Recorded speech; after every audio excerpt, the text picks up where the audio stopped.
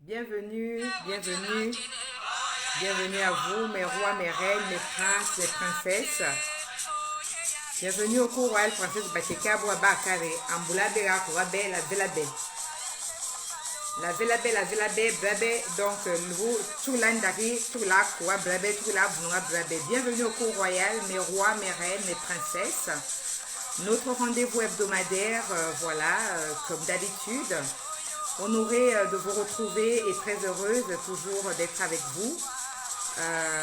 Voilà, cours royal princesse Bateke, nous déroulons ensemble notre tapis rouge, donc qui a trait à notre cour, donc la cour des rois et des reines du royaume Teke. Bienvenue à vous. Et voilà, nous sommes toujours connectés au son de notre folklore, le folklore Teke. Voilà, que tu sois Teke du Gabon, Teke du Congo-Brazzaville, Teke du Congo-Kinshasa ou Teke de l'Afrique centrale. Et comme je vous disais la semaine dernière, que selon les recherches, nous avons pu avoir des sources qui nous retracent un petit peu l'histoire des Teke également au sud-ouest du Cameroun. Donc effectivement, le peuple Teke a également existé au sud-ouest du Cameroun. D'ailleurs, un village porte encore par ces temps le nom Teke. Donc c'est dû normalement à notre traversée, comme je disais, la marche du peuple Teke, lorsque le peuple Teke revenait donc du Sahara, du Sahel, en passant par le lac du Grand Tchad. Donc avant de rejoindre le grand bassin, donc le bassin du fleuve Congo, il y a eu certainement une halte qui a été effectuée dans la région sud-ouest du Cameroun. Donc c'est vous dire que le peuple Teke a aussi existé dans cette région-là. Donc voilà, donc le peuple Teke était un royaume qui s'étendait sur cette zone-là. C'est vous dire que lorsqu'on se reconnaît appartenir au peuple Teke, c'est un vaste domaine, c'est l'empire Teke. Voilà. Avant l'arrivée du colonisateur, il n'y avait pas cette notion de frontière. Donc le peuple, enfin le royaume s'étendait sur toute cette zone en partant du Congo Kinshasa, donc dans la région des Grands Lacs, du bassin du Congo, qui revenait là comme ça jusqu'aux alentours du lac Tchad, en revenant donc en provenance de notre marche, la grande marche du peuple Teke qui revenait du Sahara. Par rapport au dérèglement climatique, et certainement, comme je vous avais dit lors de notre 12e ou 13e live, que suite à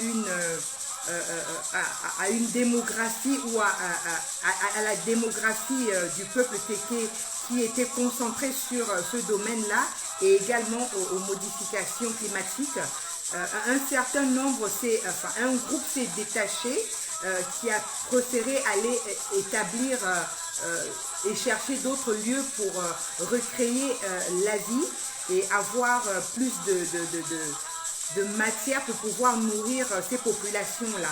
Donc la forte démographie a fait en sorte que le peuple Teke puisse se détacher du grand bloc qui était voilà, sur la zone du Sahara. Voilà, donc c'est vous dire que le peuple Teke, il est grand, il est fort, que nous ne sommes pas, voilà, figés, c'est un peuple digne, un peuple noble, un très très grand peuple. Bienvenue à vous, Bebaleya, Bebelakin, Leibarabri. Donc, Midarini, Brabe, Kachoualbouk, Kachouandari, Yale, Bara Aboua. Donc, bienvenue à vous. Heureusement, Baralabe, et heureusement, Mono Brabe, toujours à Abouna Brabe. Voilà, donc. C'était l'introduction, comme d'habitude. Donc, au cours royal, princesse Bateke a pour but, voilà, en fait, c'est un devoir de mémoire. Nous sommes ici pour effectuer un devoir de mémoire pour qu'on puisse passer le flambeau à la nouvelle génération. Donc, les Teke que nous sommes aujourd'hui, nous avons des enfants, nous sommes aujourd'hui des personnes majeures et adultes, suite à nos parents et de nos parents suite à nos grands-parents et nos grands-parents de leurs ancêtres. Donc nous sommes quelque part la nouvelle génération qui représentons le peuple Téké. Et à notre tour aujourd'hui de faire le rôle qui était celui de nos parents pour qu'auprès de nos enfants nous puissions aussi inculquer les connaissances, donc l'héritage et l'identité Téké qui est en nous, pour que ce peuple qui est en devenir demain, les enfants d'aujourd'hui qui sont appelés à être les Téké de l'an 2050 ou l'an 2100, qu'ils soient des Téké remplis même de la notion Téké, qu'ils ne soient pas des Téké vides. Donc voilà. C'est vraiment notre responsabilité aujourd'hui, femme Téké, femme moderne de ces temps, du siècle nouveau, du 21e siècle, homme Téké, homme du nouveau siècle, du siècle nouveau, donc du 21e siècle. Nous avons cette obligation, voilà, de transmettre auprès de nos enfants cet héritage-là. Et si nous forçons, ce serait vraiment manquer à la responsabilité et au legs de nos ancêtres. Donc nous sommes ici pour honorer non seulement la mémoire de ces personnes-là qui nous ont précédés et des fondateurs même de notre peuple. Donc le royaume Téké et le grand peuple Téké. Fier d'être Téké, digne d'être femme Téké. À vous mes sœurs et à vous mes frères, bienvenue au cours Royal Princesse Batéké. Donc voilà, je vais passer mes salutations comme je disais désormais que le clan est la carte d'identité du peuple Téké. Donc mes salutations en langue et je vous invite toujours, je vous demande pour les personnes qui n'ont pas encore retrouvé leur clan, allez-y vraiment, c'est très important d'avoir ces quatre éléments-là. C'est vraiment le lien du lignage. Nous avons besoin d'avoir cette connaissance-là que nous allons léguer également à nos enfants. Donc ce soir, je vais premièrement saluer, passer les salutations à mes clans. Donc je décline ici ma carte d'identité. Donc je vais passer les salutations en langue. Donc Mebira Mimwana, Mosi Kini, Kini Langurame, Mimbiri Bangurame. Mimwana aussi Kankieni Katalame.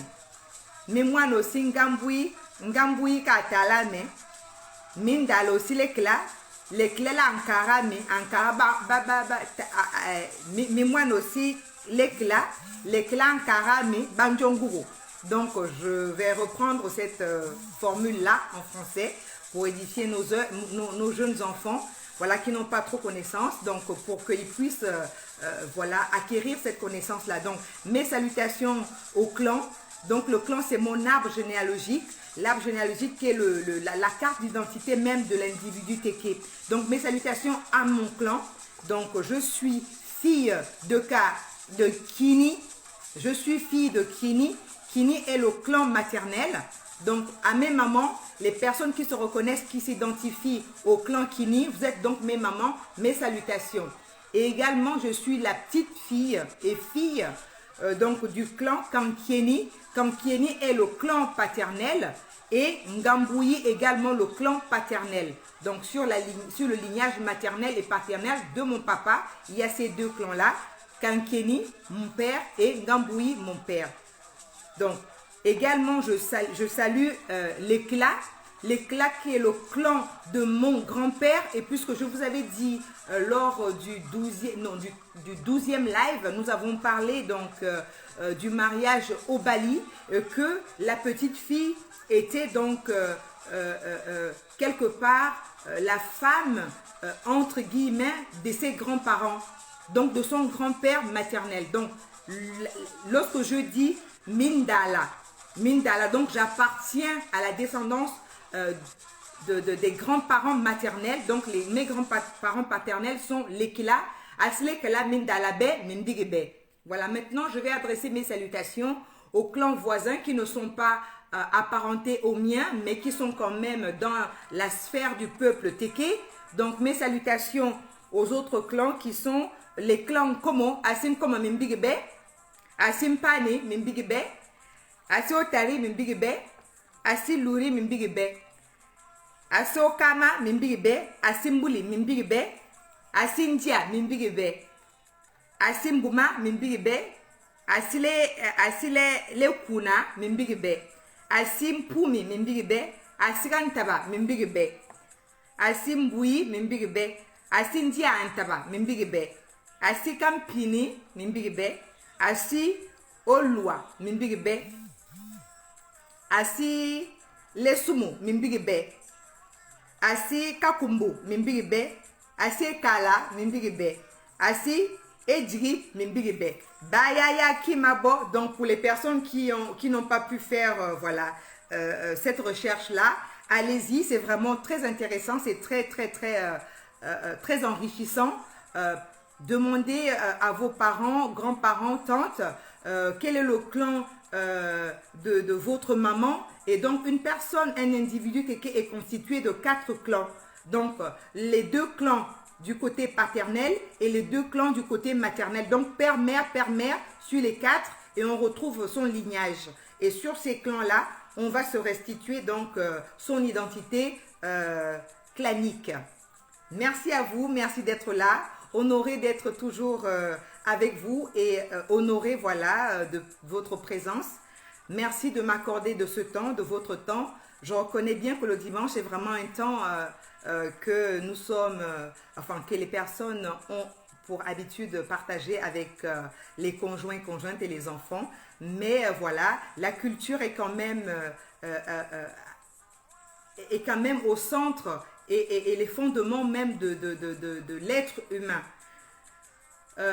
Voilà, donc pour la jeune génération qui n'a pas connaissance de notre culture, pour la jeune génération qui n'a pas connaissance de l'histoire et du patrimoine Téké, notre forum a pour but et objectif voilà, de nourrir et d'apporter des éléments auprès de ces jeunes-là, de cette génération qui est née dans les années 90 à 2000.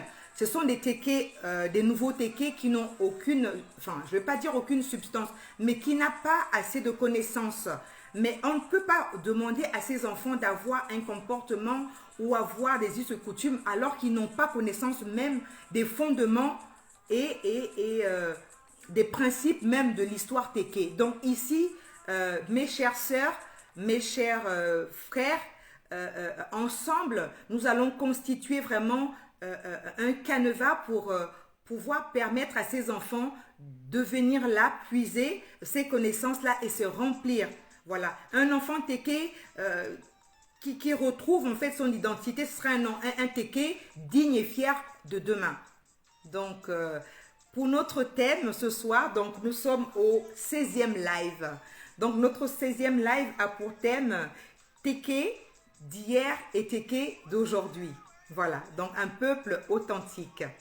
Amboulabe la vela kourabe, partager la tchola boura, au kourabe, au kourabe indi. Normalement, la page forum princesse Téké. Amboulaye yere ban ba buri, ban ba kula tira ariye sima ba lubungi, ban ba kula tira ariya andarma lubungi. Donc, kale yakudi ma yere bo andara parce que brabe la ye, mvara brabe amboul malali lubuma, amboul maliri atara brabe, amboul maliri, angura brabe bla ankara brabe arabaye. Baka mankara brabe aramene araba brabe aramba apwa kala balandi malaterendi les ancêtres. Donc, barma barmoko abo barma mesibebo kala yara mesibe lubi et si ba mvula brabe que non brabe lubu se ala mikula bana nga kala mikula bana le ranyina bana boa bulugingi le ranyina bo barba kami kiningi ave bana ba senga kimva ka yira akura brabe blangwa brabe kimi donc brabe c'est la soye de ma yira bana brabe c'est akima brabe ma tere que mbali brabe c'est la ye bosa yira ma bana bo blanda la boke du la tere landa quoi du la tere landa du moins du la tere toujours ouvre toujours ailleurs et andara vru. Voilà, c'est vraiment un devoir de mémoire.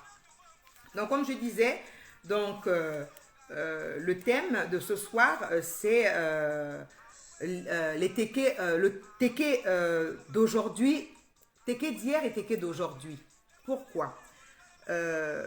Pourquoi est-ce qu'on souhaite aller ce soir dans ce sens-là? C'est pour essayer de voir un petit peu si le peuple Téké a toujours maintenu ses us et coutumes. Donc, le peuple Téké, donc pour l'introduction, hein, comme je dis toujours, notre thème, enfin notre live est toujours basé en 2 parties. et séquencé en deux parties. Donc la première partie, nous allons introduire un petit peu le Teke d'hier, et en seconde partie, nous allons voir le Teke d'aujourd'hui et faire le lien entre les deux, si nous avons toujours pu conserver ces éléments-là. Donc le Teke, en fait, peu importe le lieu géographique où il se situe, un Teke reste un Teke. Qu'il soit un Teke qui se trouve sur la zone géographique au Gabon, qu'il se trouve sur la zone géographique du Congo Brazzaville, ou alors Congo Kinshasa, voire même la zone géographique République démocratique, excusez-moi, Centrafrique, autant pour moi, la RCA, République centrafricaine, le Teke est Teke. Pourquoi le Teke reste Teke? Parce que c'est une personne qui a conservé en fait sa tradition. Peu importe le lieu géographique où se trouve un Teke, on a pu retracer par des recherches que le Teke a conservé ces éléments-là. Ces éléments qui nous viennent en fait de l'héritage de nos ancêtres. Donc un Teke au Gabon, vous allez voir qu'il a toujours les mêmes us et coutumes. Vous irez voir un Teke au Congo Brazzaville, il a également les mêmes us et coutumes. Vous irez également voir un Teke au Congo Kinshasa, il a également les mêmes us et coutumes. Et aussi en RCA, en République centrafricaine, le même Teke a conservé les mêmes us et coutumes.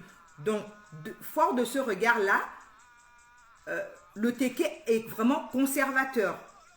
L'individu Teke est resté vraiment cette personne qui a conservé ses notions et ses valeurs. Donc voilà pourquoi en fait on a pu retracer que c'est un peuple authentique. Le peuple Teke est resté authentique, peu importe le lieu géographique. Voilà. Donc c'était un petit peu cette introduction-là. Donc il a conservé intact ces notions-là, ce legs qui nous vient de nos ancêtres, ce legs qui nous vient de nos grands-parents, ce legs qui nous vient de nos parents. Donc, malgré le temps qui a passé, malgré la rencontre avec d'autres civilisations, malgré la rencontre avec la mondialisation, le peuple Teke a su conserver ces éléments-là. D'où la notion de se dire, oui, le peuple Teke est un peuple conservateur de ses traditions. Voilà, pour introduction.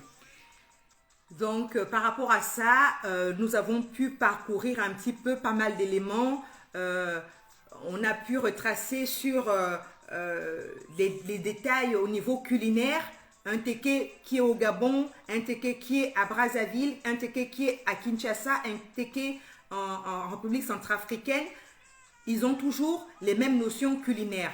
Au niveau vestimentaire, nous avons également recensé ces notions-là, le Teke au Gabon, le Teke au Congo Brazzaville, le Teke à Kinshasa, le Teke en République centrafricaine également a conservé les notions vestimentaires.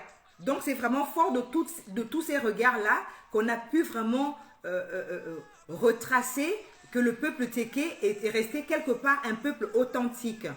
Parce que même malgré les changements, malgré le brassage avec le nouveau monde, on retrouve cette conservation intacte. Il y a peut-être eu quelques changements ou quelques évolutions, mais en somme, vraiment la notion principale est restée la même. La notion principale est restée la même sur vraiment cette zone géographique où était vraiment concentré notre royaume. Donc le royaume parcourait, comme je vous ai toujours rappelé, et je tiens toujours à le rappeler, que le peuple Teke et le royaume Teke s'étendaient sur cette zone géographique. Malgré tout, en fait, nous avons subi les frontières contre notre gré.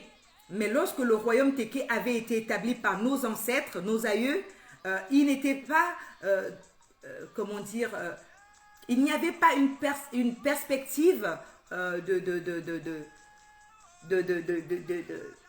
de partage ou alors d'être disloqué, d'être scindé un jour. Nos aïeux ne pensaient pas que voilà, l'Européen ou alors le monde la civilisation européenne viendrait à nous et que nous serons peut-être frappés par des telles situations dues aux frontières à être disséquées et par rapport à notre royaume qui a été disloqué. Mais lorsque nos aïeux ont bâti le royaume, c'était vraiment cette étendue qui allait vraiment sur cette zone que je venais de vous citer précédemment. Donc du Congo-Kinshasa, Congo-Brazzaville, Gabon, Centrafrique et Cameroun. Voilà. Donc sur cette zone, on retrouve les mêmes comportements. Nous avons les mêmes comportements alimentaires, vestimentaires, culinaires et même de la pensée. Donc voilà, nous avons vraiment conservé cela. C'est vraiment un peuple qui est resté authentique. Donc je viens d'introduire là la première partie de notre live. Et comme j'aime à vous dire, notre live est toujours maintenu sur un temps de 1h30 pour ce souci-là que nos frères et sœurs qui sont dans l'arrière-pays n'ont pas assez de possibilités d'avoir un crédit ou alors une recharge assez conséquente pour que nous puissions aller en profondeur dans les notions. Alors, ce que je suis en train de partager avec vous, c'est vraiment les grandes lignes. D'où l'invitation, chaque soir, je vous dis, frères et sœurs, mes reines, mes princesses, mes rois et mes princes, allez vraiment vous documenter et j'incite encore et je vous invite vraiment, ce que je peux vraiment pas aller en profondeur parce que le temps nous est imparti. 1h30, on ne peut pas aller en profondeur. Donc, j'apporte vraiment les grandes lignes. Je vous apporte vraiment les points cruciaux pour que vous, à vos lieux, vous irez aussi chercher et vous nourrir. Voilà, c'est vraiment l'objectif. Se nourrir ensemble. J'apporte un élément, j'apporte peut-être une notion et on va chercher ensemble. Et les jours à venir ensemble, nous allons voilà, étoffer les points que nous avons ensemble peut-être énumérés. Alors, tout ce que je partage également avec vous, comme je vous ai toujours dit, ne naît pas de ma pensée, ne naît pas de mon imaginaire. Je m'appuie sur des recherches basées sur nos patriarches, basées sur les recherches sur le terrain même et également auprès de nos anthropologues, auprès de nos écrivains, auprès de nos historiens. Et je vous dis, les écrivains aujourd'hui que je suis vraiment que je suis en train vraiment de m'abreuver, en fait, de me nourrir, ce sont nos écrivains. Comme on dit, notre histoire autrefois a été relayée par le colonisateur qui est venu à notre rencontre. Il nous a quelque part biaisé un petit peu notre histoire. Aujourd'hui, nous sommes des personnes lettrées. Nous sommes allés aujourd'hui à l'école. Nous avons possession aujourd'hui de ces connaissances-là. Donc, à nous de retraduire notre histoire, de la remettre vraiment sur les rails. Sachant qu'elle a été biaisée, c'est à nous de la réécrire. Mais la réécrire comment? En nous mettant ensemble. Par le biais de nos parents. Puisqu'on a toujours dit qu'un ancien téké est une bibliothèque vivante. Et lorsque un ancien vient à disparaître, pour nous, c'est une bibliothèque qui se meurt.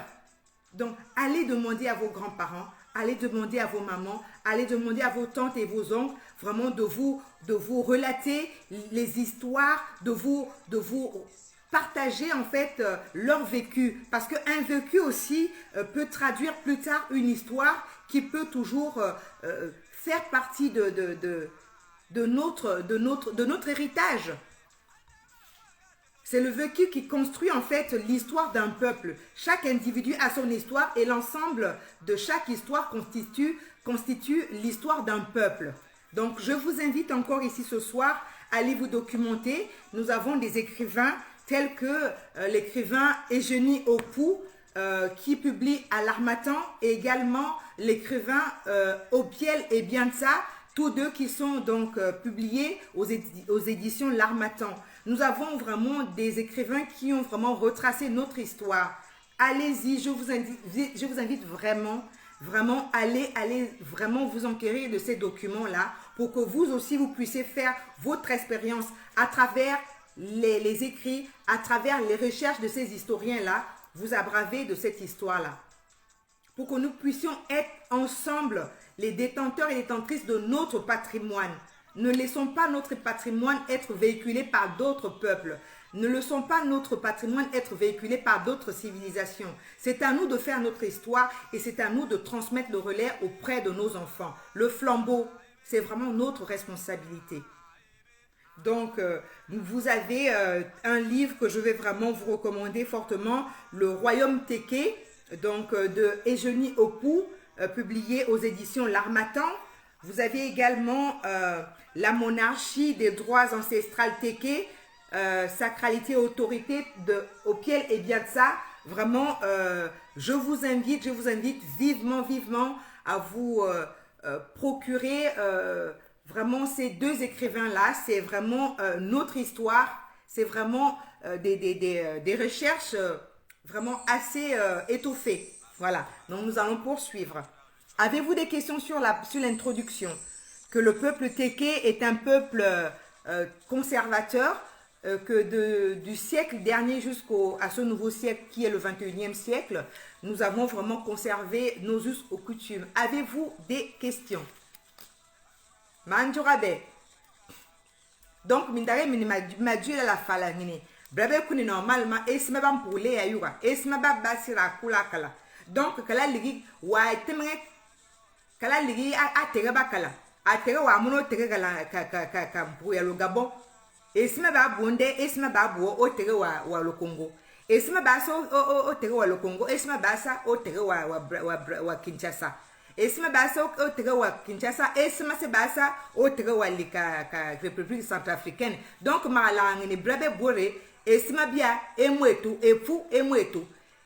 Ambil ma jabo bila ba jabo brabe bore jajo. Boba jan kumu, boba je vula, boba je ngina, boba je nkele brabe biore le jajo.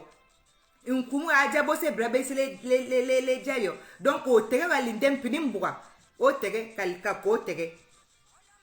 Elo anda mabla so tege akande le galanga bu duma ku bia esima banku belinda abuna sa jose ka kalinda lo kongo. Donc o tege ka ko tege. Même si kala ligi kaya ndele mayamono brabe baya ba a pari brabe a bayi brabe. Mais normalement ntinakala afwa kala ka ba chulandi les ancêtres ka boye bo kim la tege bo le ga la ndi mbaliga kwa bri ondela ya kakababri mpumandila njila eke pare eke baye non kasiri bo barakala bo amunti brabe toujours leka ojo brabe leka mbwa monto ngondela ya yima baya brabe o pare ya batere afudunga tukalo kachuka Gabon batere afudunga chuka le Congo Brazzaville batere afudunga kachuka le Congo Kinshasa batere afudunga kachuka ka République centrafricaine. Donc normalement endele para brabe, mais normalement tege la brabe ka sira kula kala brabe normalement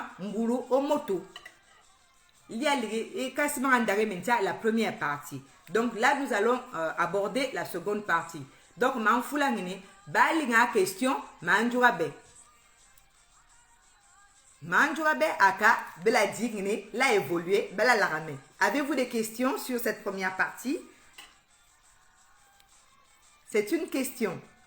Avant de poursuivre sur la seconde, donc sur l'introduction, je vous écoute. Et si mes monia, à Kabela ding, la mimvulanda, mimvulampabe et si matatata, manjurabe.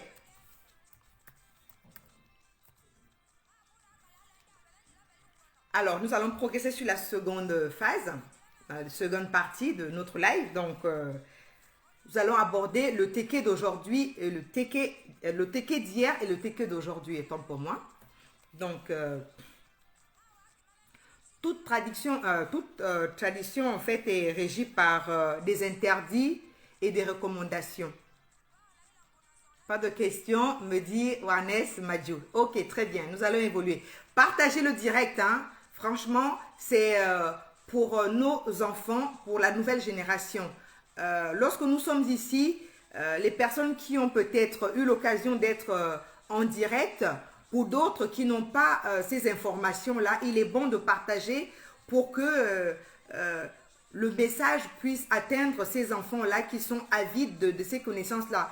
On peut pas demander à un enfant de bien se comporter et de se comporter dignement comme un téké alors qu'il n'a pas ces notions-là. Donc ces notions que nous sommes en train de véhiculer ici, pourquoi est-ce que je demande le partage? C'est vraiment pour cette raison-là, pour que ce message puisse atteindre vraiment un plus grand nombre de nos enfants, de notre nouvelle génération. Donc ne soyons pas voilà, avares de garder à nous adultes ces informations-là. Pour nous, c'est un rappel. Hein. Pour les adultes que nous sommes, ce sont des rappels, mais pour les enfants, c'est vraiment des nouvelles notions. Parce que les enfants qui sont nés des années 90 à 2000, c'est parfois un petit peu, on se dit, oui, on sait, mais puisqu'on sait, on a toujours une petite négligence à dire, puisque j'essaie, automatiquement mon enfant le sait. Non, non. C'est le fait de rabâcher, permettez-moi l'expression, le fait de redire, la répétition en fait. Mais aujourd'hui, la répétition n'est plus pratiquée dans nos maisons, au sein de nos familles. Donc, les enfants sont avides de ces notions-là. On croit connaître, on croit parfois transmettre, on pense que les enfants ont connaissance oui, mais je suis téké, donc mon enfant sait automatiquement qu'il est téké. Oui, l'enfant sait automatiquement qu'il est téké, mais qu'est-ce qui remplit cet enfant de cette substance téké? Il se reconnaît téké parce que père, mère, ou alors mère téké, ou alors avec un métissage, peu importe le brassage, puisque nous sommes dans la mondialisation. Mais inconsciemment, on se dit, oui, mon enfant, puisque je suis téké, automatiquement mon enfant est téké. Oui, mais ce sont des tékés avides. Excusez-moi. Il faut vraiment remplir ces enfants de ces notions-là. Donc, d'où le partage que je vous demande d'effectuer. C'est votre part aussi de contribution. C'est votre part, notre part de contribution, le fait de partager ces lives-là, c'est vraiment notre responsabilité ensemble, de concert. Voilà, c'est une petite notion encore, une petite parenthèse. Voilà. Donc, nous allons continuer. Donc, les traditions, en fait, sont régies par des interdits et des recommandations. La tolérance, en fait, est à la confluence de l'évolution du téké. Donc, pourquoi? Parce qu'à l'époque de nos ancêtres, en fait, il n'y avait pas de compromis. Il n'y avait pas de compromis parce que pour eux, vraiment, ce qui est interdit est interdit. Ce qui est toléré, enfin, ce qui est recommandé est recommandé. Mais comme nous sommes à la confluence de notre héritage et également avec l'arrivée de la mondialisation, donc la confluence du nouveau monde fait en sorte que le téké d'aujourd'hui est appelé à la tolérance. Donc la tolérance qui veut dire ce que les parents ou les ancêtres ou les aïeux tenaient pour fermeté, interdiction. Aujourd'hui, on trouve les moyens par rapport à l'évolution, comme je disais, bien que la conservation est faite par le peuple téké, aujourd'hui, il y a une petite notion d'évolution, donc c'est la tolérance. Donc, cette tolérance est le fait donc de la confluence de ces deux éléments-là, le monde ancien et le monde nouveau, donc la mondialisation. Aujourd'hui, le téké fait un léger compromis. Donc, c'est cette confluence-là. Mais autrefois, les ancêtres n'avaient pas cette tolérance. C'était vraiment interdit et interdit. On ne bypasse pas, on ne passe pas outre. Il n'y a pas d'étranger. Il y avait pas on ne pouvait pas tergiverser sur l'interdit. L'interdit reste interdit, point barre.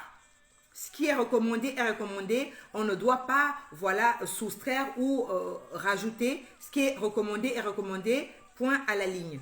Donc, c'était vraiment leur manière de penser et leur manière d'évoluer par rapport à ces traditions-là. Donc, c'était un peu cette notion-là.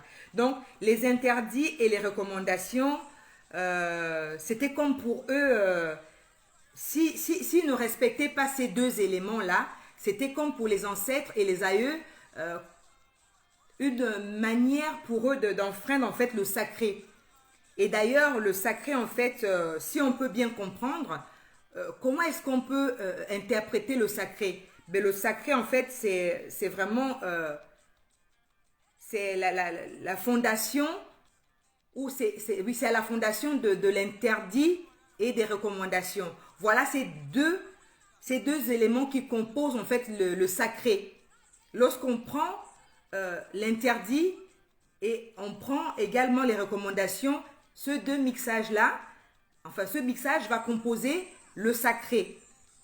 Donc c'est vraiment là la compréhension primaire de la notion du sacré.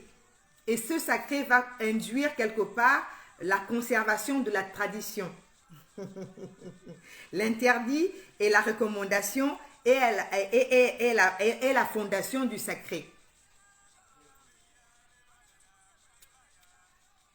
Est-ce que vous me suivez dans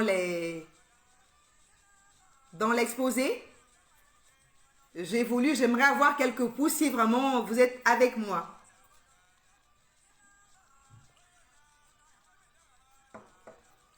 Est-ce que belé yuame?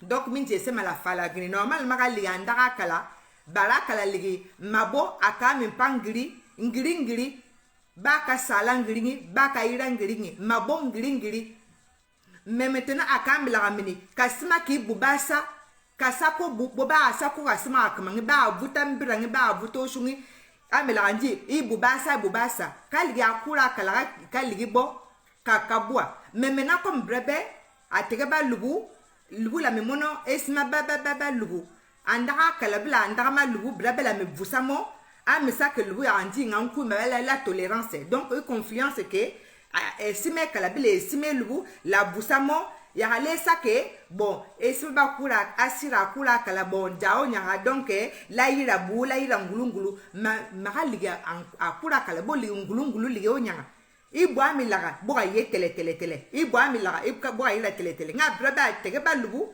ya le sara angri mo ko ka balandi la tolérance et ka sara la angra bare masira kura kala. Donc c'est vraiment une manière de modifier un tant soit peu ces notions là et kabala ngene l'évolution que angri bunuba sara normalement kabalandi kalora sacré ma composé sacré avec balengri bla kasima kabasa donc esma dia Dieu la avusajo et si ikim la bari. Donc c'est ce qu'on appelle le sacré. La fondation du sacré provient quelque part, si nous pouvons dire un petit peu, si on pouvait simplifier cette notion là, c'est de dire l'interdit et les recommandations seront à la fondation du sacré. Brava, ok, nous dit donc bienvenue à toi ma princesse Alice Ebaï. Donc ma mbigabe après minje marantuela en kumabe mais ma banane di ma oba esme brabe parce qu'après nous aurons à peu près 5 minutes d'échange. Donc, je vais procéder, comme d'habitude, à notre exposé. Parce que sur les 1h30, c'est assez court. Donc, là, on vient de faire les petites ébauches du sacré. Comment est-ce que le sacré était composé en pays Téké.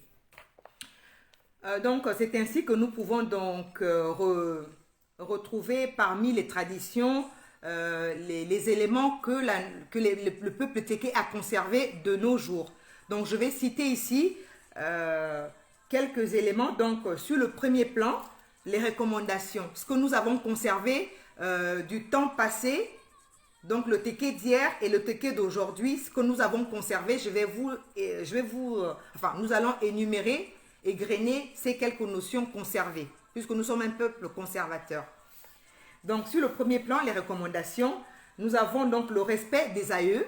Nous avons également le respect des grands-parents, le respect père-mère, le respect d'Onkwembali. L'Onkwembali, c'est une notion que nous allons développer au prochain live. Donc, l'Onkwembali, aujourd'hui, je vais survoler cette notion-là. C'est vraiment ce qui régit le peuple Téké. L'Onkwembali, comme je vous ai toujours dit, c'est cette notion-là qui a donné le pouvoir, qui donne le pouvoir lorsqu'on doit introniser un nouveau roi. L'Onkwembali peut se caractériser de plusieurs manières. Le pouvoir, le respect, un attribut de la chefferie, un attribut du roi, des attributs du roi, tels que les voilà, comme Jabor, à chaque fois, je me dis, c'est vraiment mon Kwembali, c'est le collier royal. Je suis une princesse Teke, donc voilà, j'aborde ici chaque jour, chaque soir, mon collier de princesse. Donc, le Kwembali, c'est vraiment des notions qui nous sont propres. Donc, sur le Kwembali, il fallait vraiment respecter cette notion-là et également respecter la cour royale et son roi. Il fallait également avoir le rituel des jumeaux, ce que nous avons conservé à ce jour également. Les sages et les patriarches, donc pour les Teke, c'est toujours d'actualité, du Teke d'hier et du Teke d'aujourd'hui. Cette notion est toujours existante.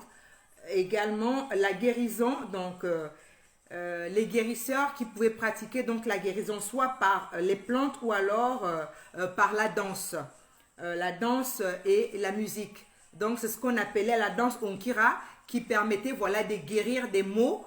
Ce qui est propre aux Occidentaux, c'est quelque part lorsqu'ils font la sophrologie, donc guérir par la respiration, guérir par d'autres moyens à travers la musique. Mais ces éléments et ces notions, en pays Teke, nous avons connaissance. Nous n'avons pas attendu l'arrivée du monde moderne ou alors de la mondialisation pour avoir ces connaissances. C'est vous dire à chaque fois que notre peuple est riche. Notre peuple a toutes ces notions-là. Et ces notions sont... elles sont là devant nous. C'est juste à nous de recenser ces éléments pour se dire, ben quelque part, rien n'est nouveau. Rien n'est nouveau parce que nous avons déjà ces connaissances-là. C'est d'aller chercher ces notions-là et les mettre en face de dire, ben quelque part, nous ne sommes pas avides de connaissances, nous ne sommes pas avides de culture. Notre culture est vraiment assez étoffée. Donc, la guérison, comme je vous disais, par les plantes, les herboristes, la guérison par la danse, la guérison par la musique, Onkira. Nous avons connaissance vraiment encore aujourd'hui. Toutes ces notions-là sont toujours d'actualité à nos jours. Donc ça a vraiment passé les âges, ça a passé le temps et aujourd'hui, cette conservation est toujours d'actualité. Donc là, nous sommes sur le premier plan, comme je vous disais, c'était des recommandations. Alors, sur le deuxième plan, maintenant, c'est les interdits. Les interdits, nous avons en fait ne pas tricher. Donc, qui triche perdait la notion. Voilà ce qui était vraiment interdit. Il ne fallait pas tricher au risque de perdre la raison. Et celui qui sait, c'est celui qui était. Donc, dans la confidence, lorsque les personnes sont dans...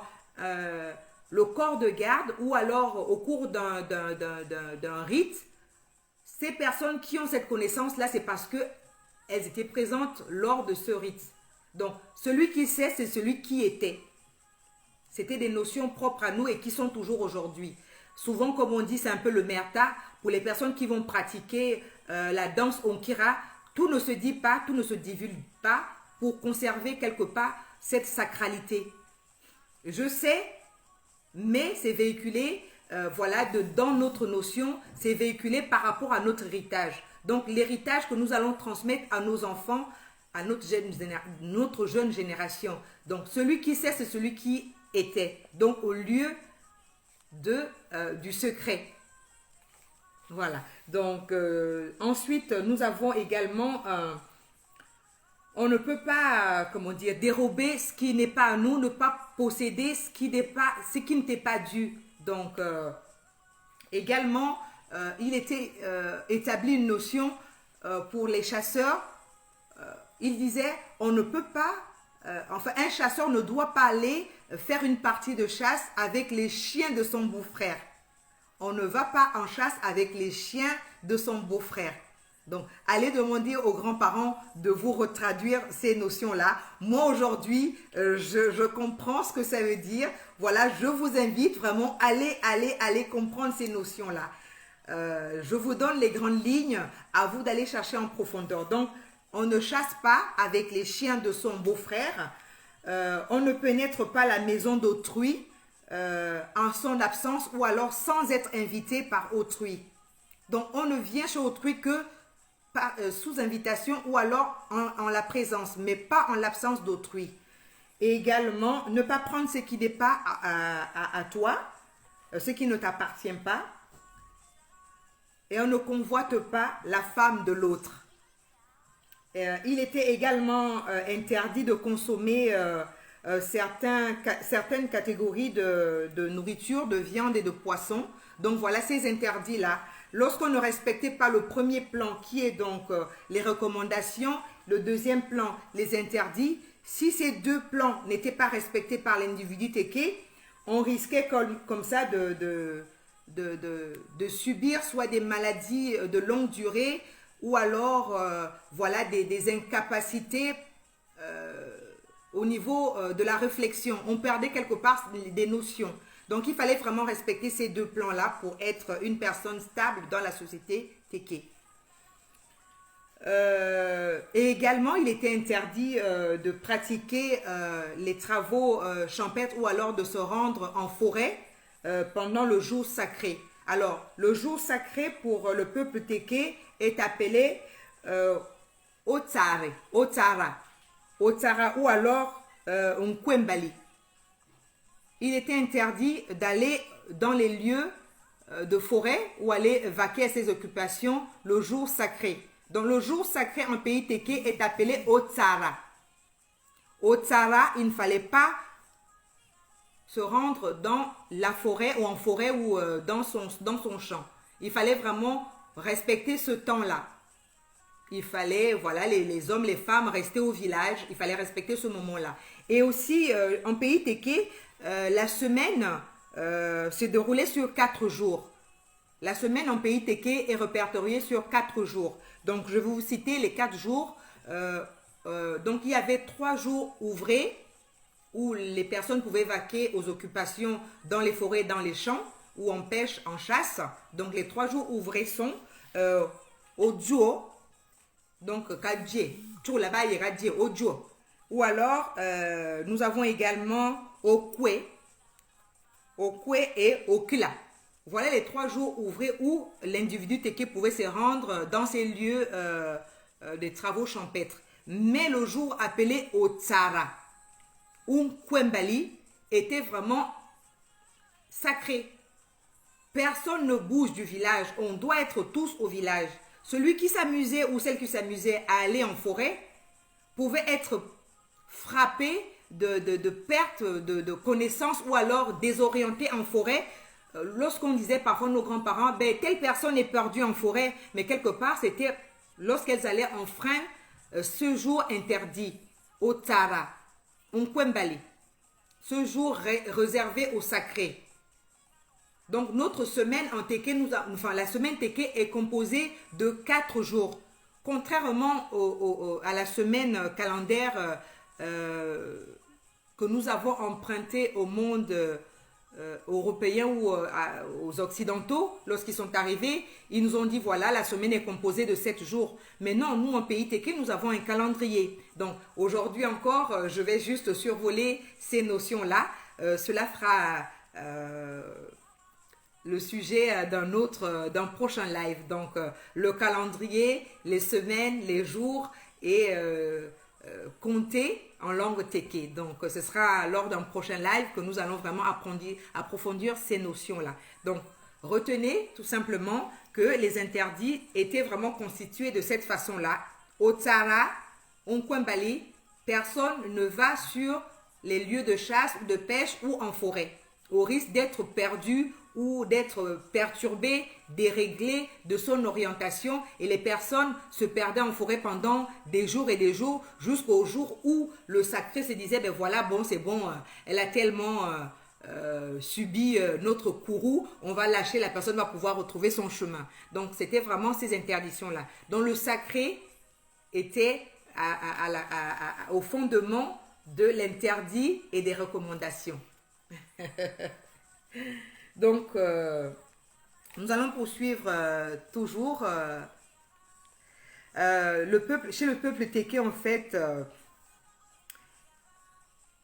comment vous expliquer ça? l'homme, enfin l'individu Téké ne craint pas ce qu'on appelle la sorcellerie. Il n'y a pas trop la crainte de la notion sorcellerie en pays Téké. Mais ce qui est vraiment, ce que l'individu Téké craint, c'est la jalousie. La jalousie, les mauvaises langues, le mauvais œil. Pourquoi? Parce qu'en fait, comme on dit, le fondement même de la vie, c'est la parole. Et donc, lorsqu'une parole mauvaise est prononcée contre vous, l'individu Téké craint plus cette notion-là que la sorcellerie. Pourquoi? Parce que le pouvoir est à la langue. La vie et la mort est à la langue, à la parole. Donc pour nous, c'est vraiment la parole qui est vraiment importante. C'est pour ça qu'on avait le respect de nos ancêtres, de nos aïeux, de toutes ces personnes, pour que les paroles méchantes, blessantes et mauvaises et peut-être de malédiction ne soient pas prononcées en notre encontre. Donc la sorcellerie ne fait pas peur à un individu Téké. Par contre, la jalousie, nous craignons cela. L'homme Téké craint plus Mfounoua parce que Mfounoua peut tuer et tue Mfounoua.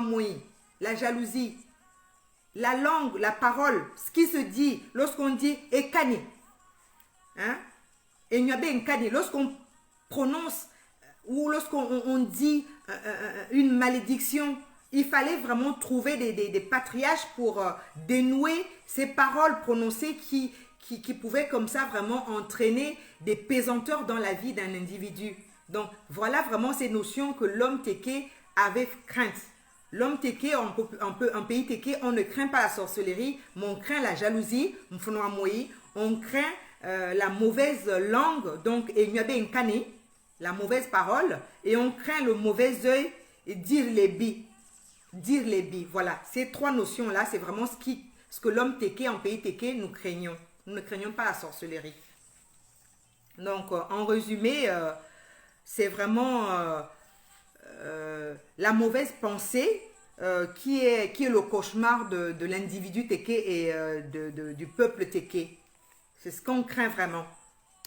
Ce qu'on craint vraiment, les mauvaises paroles. Voilà pourquoi les enfants sont vraiment obéissants auprès des parents. Les enfants sont obéissants auprès des aïeux pour ne pas attirer le courroux de la mauvaise parole, pour ne pas attirer la jalousie, pour ne pas attirer le mauvais œil. On se doit vraiment d'avoir des comportements dignes et un comportement exemplaire pour vraiment être sous cette bienveillance des uns et des autres.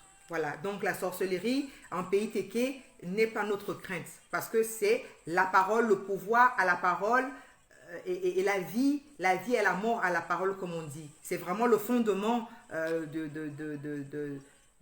la vie. Et la pensée, voilà, c'est de la pensée, en fait, de la richesse de la pensée que, voilà, on met en musique ou en lumière ce que nous avons projeté quelque part dans notre subconscient et que, voilà, les personnes ont pu bâtir, ont pu réaliser. Une femme qui va tisser un tisserand pareil. Lorsqu'il tisse, c'est quelque part d'abord une notion, une pensée en lui qui va, voilà, émettre cette matérialisation. Donc, c'est vraiment ces éléments. Pour l'homme Téké, l'individu Téké, c'est cette notion qui est vraiment importante. Alors, fort de cela, voilà pourquoi le peuple Téké est convaincu que les pensées sont vraiment... c'est ce qui fait vraiment... c'est ce qui crée l'homme. C'est ce qui crée l'homme grand H. Voilà. Nous sommes convaincus de cela, que la pensée crée l'homme.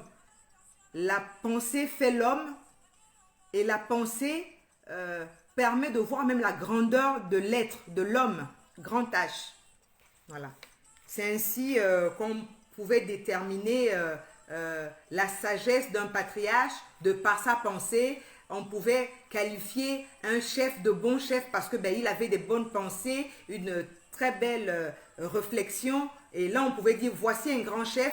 Voici un bon guide du peuple parce qu'il avait une pensée saine, une pensée positive, une pensée constructive.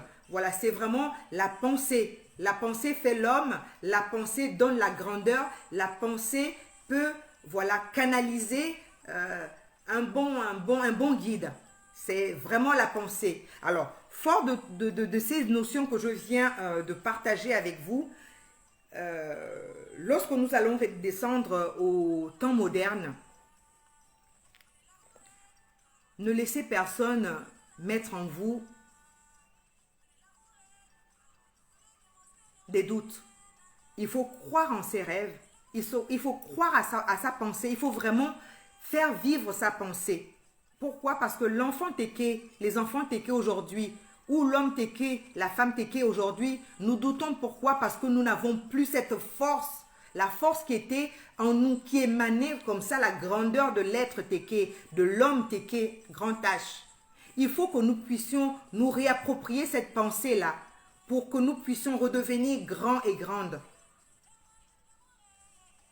Ce ne sont pas des choses que nous sommes en train d'inventer. Voilà, nous venons de faire un constat de tout ce que l'homme téké authentique se doit de respecter. Faire vivre, faire évoluer sa pensée, faire vivre, faire évoluer son idée.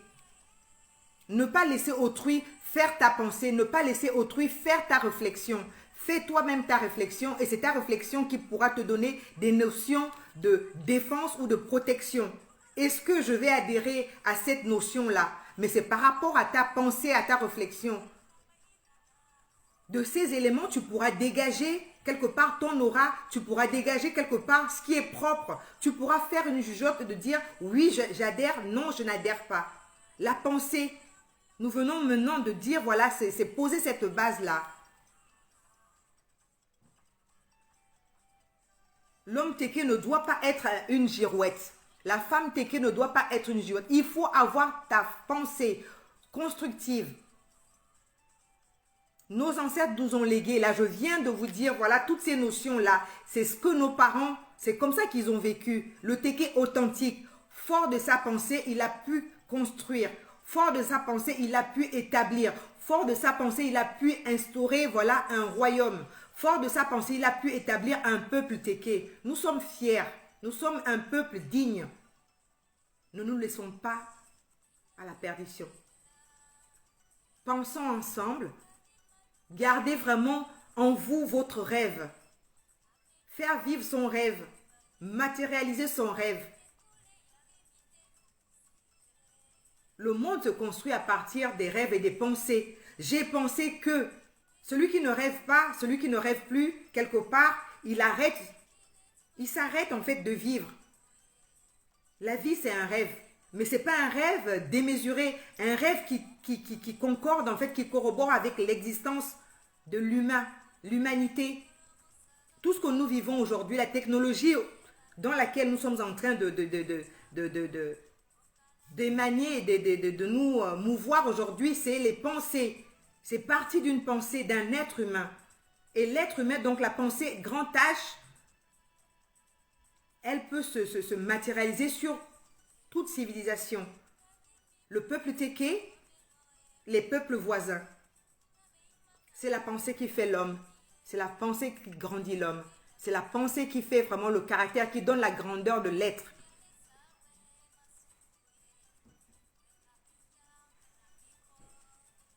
Enfant téké, femme téké, ta pensée est importante pour ton peuple. Ta pensée est importante pour ton foyer. Ta pensée est importante pour tes enfants. Alors partage ta pensée. Partageons cette pensée-là pour que voilà, le peuple puisse être regalvanisé, le peuple puisse retrouver sa grandeur d'antan.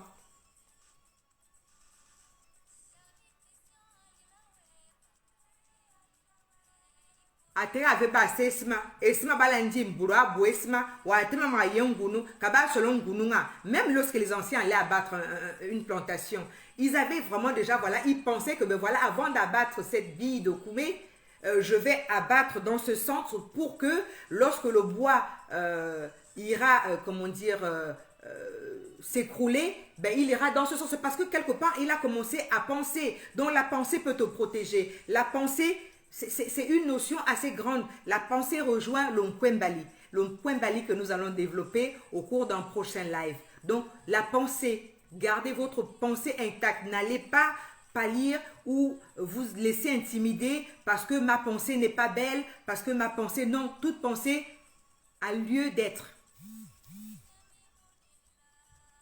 Et il est bon de faire vivre des pensées positives en fait. C'est pas de la jalousie. Il nous est interdit, enfin en pays Téké, la jalousie faisait partie de nos interdits. Le mauvais œil était, voilà, nos interdits. La mauvaise langue, la médisance, ce sont nos interdits. Mais la pensée fait partie de notre recommandation.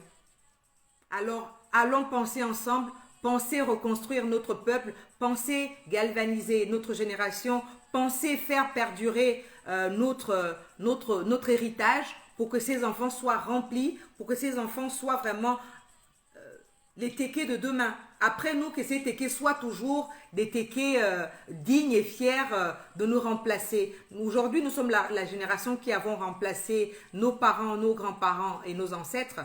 Après nous, il y aura encore des tékés. Et après les tékés, il y aura encore des tékés. Le peuple téké, pour ma part, c'est vraiment ma pensée et mon rêve. Le peuple téké ne s'éteindra pas. Il ne va pas perdurer et traverser les âges et le temps. Téké soit fier, Téké soit digne. Enfant Téké, tu es prince. Enfant Téké, tu es princesse. Sois fier d'appartenir à ce grand peuple. Voilà, sur ces notions, le live prend fin. Donc, nous allons pouvoir échanger et je vais pouvoir répondre à vos questions. Voilà, donc le peuple téké est resté authentique, comme je disais. Nous n'avons pas beaucoup perdu. Les enfants, lorsqu'une femme accouche, lorsqu'on va voir nos ancêtres, nos aïeux, peut-être on ne pratique plus aujourd'hui. On voit des enfants aujourd'hui qui naissent avec des soucis parfois comment vous dire ça, c'est de l'asthme. Il n'y avait pas de soucis d'asthme lorsque nos mamans nous lavaient autrefois. Dans notre bain, il y avait toujours comme ça des essences naturelles, les herbes, les herboristes, ce qu'on appelait kakumbu. Pendant 3 mois, l'enfant n'était pas lavé, n'était pas, comment dire, imbibé des chloranes comme nous voyons. Ce n'est pas une publicité à cette marque. Excusez-moi, je ne vais pas faire voilà, la part belle à cette marque de cosmétiques. Mais aujourd'hui, nous femmes du nouveau monde, de la génération actuelle, 21e siècle, nous sommes comme ça, nous sommes friands de tout ce qui est lait de toilette, lait hydratant pour enfants et tout ça. Mais lorsque nous sommes nés, nos mamans nous douchaient comment? Avez-vous souvenir de ces moments-là? Moi, oui, j'ai encore souvenir. Après, moi, j'ai vu faire les bains de mes petits frères et de mes petites sœurs. Lorsque ma maman lavait mes petits frères, le bain du bébé était composé de l'eau vierge. Il n'y avait pas de l'eau de Cologne dedans. Il n'y avait pas de savon dedans. Donc, on respectait quelque part la peau du bébé. Les hypoallergéniques, comme on dit, oui, on va regarder les produits aujourd'hui qui nous vantent qui nous vantent les principes. Voilà, cette crème respecte le tissu, la peau ou alors certains principes de la peau du bébé, hypoallergéniques et autres. Mais n'empêche que ce sont quand même des essences qui ne sont pas naturelles. Lorsque les mamans lavaient les enfants rien qu'avec de l'eau vierge, sans savon, c'était pas un tort. C'était une manière aussi de préserver la peau hypoallergénique en fait de l'enfant. Il y avait juste des feuilles, des essences qu'on prenait kakumbu. Pendant 3 mois, l'enfant était lavé à l'eau de kakumbu. Qui a encore connaissance de cette pratique-là? La feuille verte qu'on allait cueillir derrière la maison qui était assez, comment dire ça, elle était assez dense. on chauffait légèrement pour l'attendrir et on jetait cette feuille-là dans l'eau. Et c'est cette feuille-là qui était quelque part comme l'essence, comme une protection, comme un antiseptique, tout en fait à la fois. C'était le savon, l'antiseptique, tout pour l'enfant. Kakumbu. Pendant 3 mois, l'enfant était baigné que de cette eau vierge et de ces feuilles-là. Et ce n'est qu'après qu'on pouvait introduire le savon sur la peau de l'enfant. Ce n'est qu'après les 3 mois qu'on pouvait introduire les poudres et autres sur la peau de l'enfant. Mais aujourd'hui, on voit les enfants qui sont, qui rencontrent des problèmes d'asthme, qui rencontrent des problèmes respiratoires parce que de suite, l'enfant est au contact de ces produits, entre guillemets, chimiques, oui. Mais nous, de notre génération, c'était Kakumbu, naturellement. Un antiseptique, un tout à la fois. Combien de femmes aujourd'hui utilisent encore cette pratique-là, Kakumbu? Demandez à vos mamans, allez encore ressasser ce souvenir-là, Kakumbu. Kayoro mwana panda angonda atari ba ayoro mwana masavongi kayoro mwana selma manchura Kakumbu. Kaliga kura kala brabe akara luba. Brabe luba sarandi avec la chuma à poudre avec la chuma à savon mayoro mwana avanja ya ngaki ava ina chuma et lo bendele aya ina chuma bu lu brabe le mono bande angantulu. Brabe bana yangantulu onji mwana wu ka fieme yanga lasme mwana kasabu parce que brabe le bana babure et si ma basi akura kala e me fa yaga yoro bana ma asavo bebe ndele pendant 3 mois ka ligi yoro banana brabe anja liga yoro ba anja tu tenye ka yulu anja ka mbera anja ma tu a ole anja liga nchala pila a ole nchuri be kumbu ayang ka kumbukia ka yalamba a ole kumbu bia ale nchanja ka yoro mwanwa angonda atari nda nja kama yogi amna yogo mwana nje makumbu awulinde amfa akari de njuru alare mwana amfa ligi esima kama ba klabana esime kama ira kumbukia ngi nga brebe lugula ma ngine esima bakala kakumbukia bana ya ngantulu bana ya nganja bana ngabuni mwana akulanga etuko jore la peze pemi mabira parce que angaya binunwa bana parce que esime kala la ma ngina jo kali brebe li ngalasbe Brabele nganga yema ba tolondi lasme. Lu bana burubala kuliba des années 90 à 2000. Bana wa kulam piniler nga à peine 2 mois 3 mois les enfants sont frappés d'asthme. Pourquoi? Parce qu'ils sont tout de suite au contact des produits chimiques alors que le bain naturel qui était composé que de l'eau et Kakumbu, c'était vraiment un tout. C'était le savon naturel, un antiseptique naturel, tout était contenu dans ce petit enfin c'est un léguminaire en fait, oui, qui est un petit peu gluant, Kakumbu. Demandez à vos mamans, demandez à vos grands-parents, demandez autour de vous ce qu'on appelle Kakumbu. Pendant 3 mois, il était recommandé à la maman de baigner ou de doucher son enfant qu'avec ces 2 principes-là, de l'eau vierge et Kakumbu. L'enfant n'avait pas de toux, l'enfant n'avait pas d'asthme, l'enfant n'avait pas de grippe, l'enfant n'avait pas de boutons, l'enfant n'avait pas de toutes ces choses que nous rencontrons aujourd'hui. Les enfants étaient sainement portants, les enfants étaient bien équilibrés, les enfants n'avaient pas balonjo lu la boubouye. Akula mwana lu oh boubouye mais ça olinde poudre. Allez ntina ki kubri amana kubriya mwana lui mtulu. Amana tulia mwana o yanga oh mwana tout de suite, même pas 3 mois, l'enfant est déjà appelé, arrivé de médecin en médecin. Mais alors que nos grands-parents, nous-mêmes, nous autres, nous n'avons vu peut-être que les médecins, lorsqu'on allait peut-être juste avoir notre BCG obligatoire. Mais avant cela, pendant 3 mois, la maman avait cette recommandation de laver l'enfant qu'à l'eau vierge et les feuilles de Kakumbu. Et l'enfant était conservé dans la maison pendant 3 mois justement, histoire de laisser les poumons s'acclimater à l'environnement parce que sorti du milieu intra-utérin, il fallait qu'il s'adapte à l'atmosphère. Aujourd'hui, l'enfant à peine né, nous sommes en train de traîner les enfants dans les lieux publics, au contact de la pollution.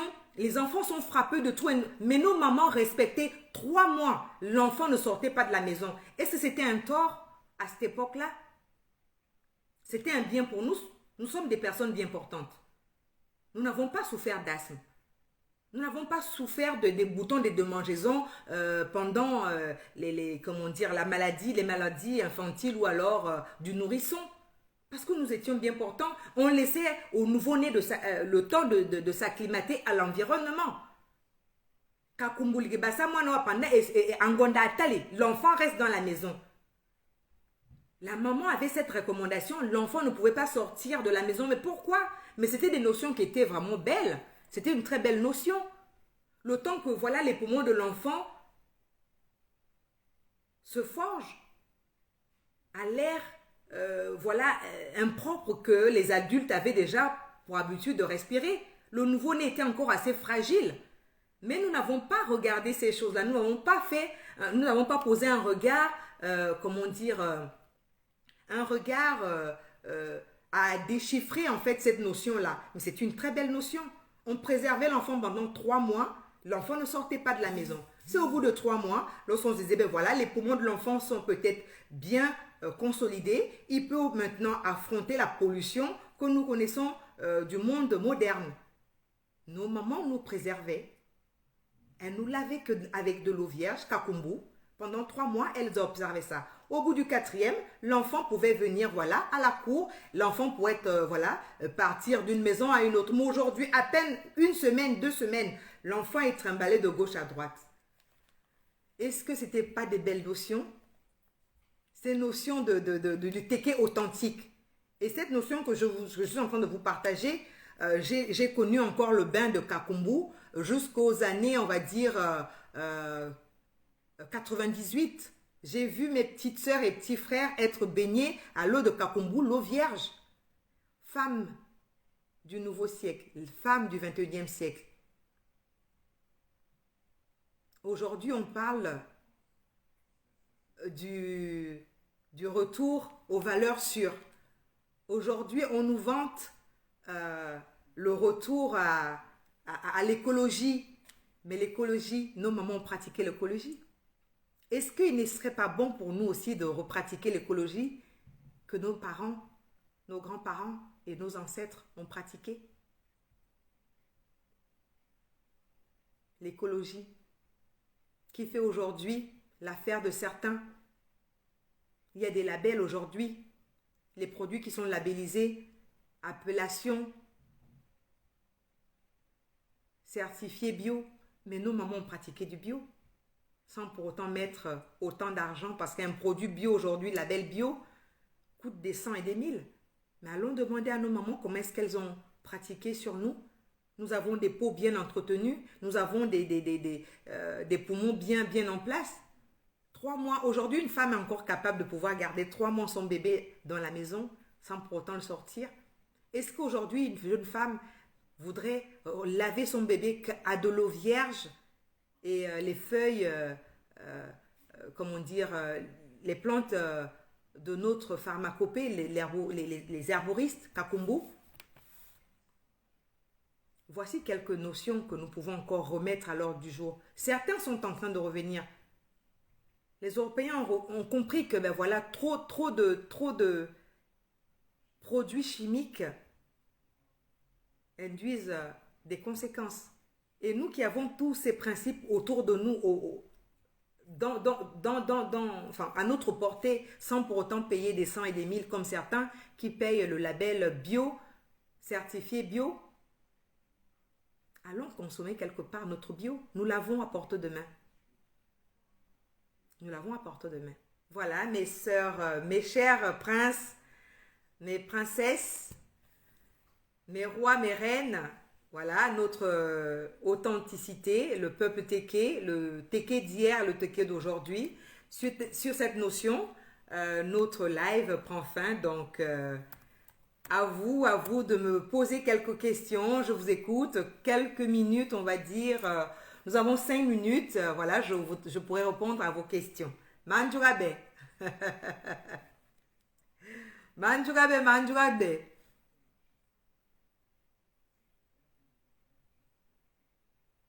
On ne brade pas les convictions, nous dit notre roi Fridolin Odonga.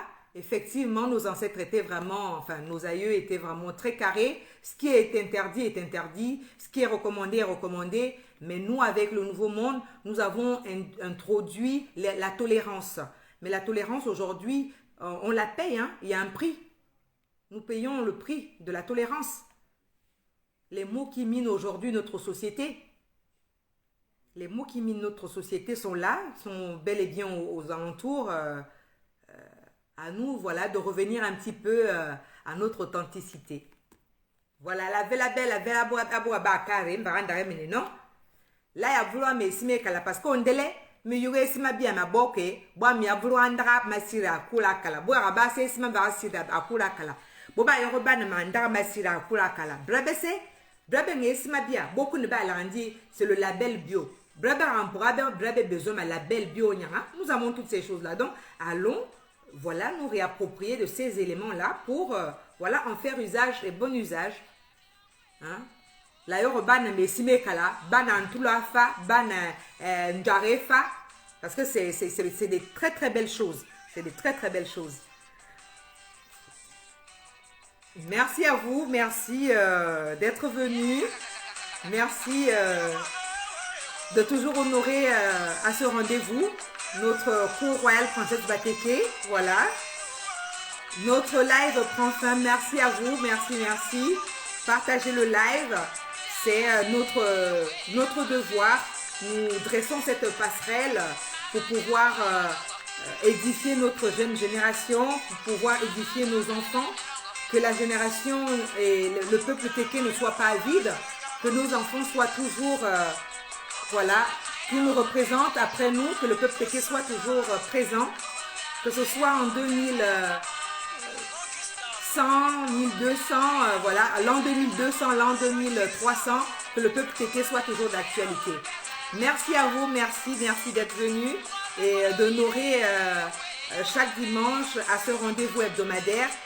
Donc voilà, je vous invite toujours, ces notions que nous partageons, on les tire auprès de nos historiens, auprès de nos chercheurs.